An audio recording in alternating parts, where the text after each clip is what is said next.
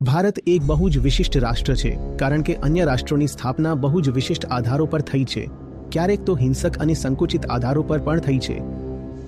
ભારતીય રાષ્ટ્રની સ્થાપના બહુ જ વ્યાપક આધાર પર થઈ છે, જે અત્યંત ઉત્થાનકારી અને સમૃદ્ધ કરનારું છે, અને તેથી જ ભારતમાં રાષ્ટ્રવાદ પાંગરવો જોઈએ, પણ છીછરા પ્રકારનો રાષ્ટ્રવાદ નહીં.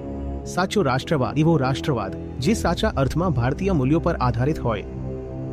ભારતીય મૂલ્યો એટલે મારો અર્થ એ મૂલ્યો છે જે વેદાંતમાં સ્થાપિત છે. જ્યાં સુધી યુવાનો રાષ્ટ્રના સાર્થત્વ સાથે જોડાયેલા રહેશે, ત્યાં સુધી રાષ્ટ્ર સુરક્ષિત રહેશે. જ્યારે યુવાનો વેદાંત સાથેનો સંપર્ક ગુમાવવાનું શરૂ કરે છે, ત્યારે રાષ્ટ્ર તેની આંતરિક સુરક્ષા ગુમાવવાનું શરૂ કરે છે.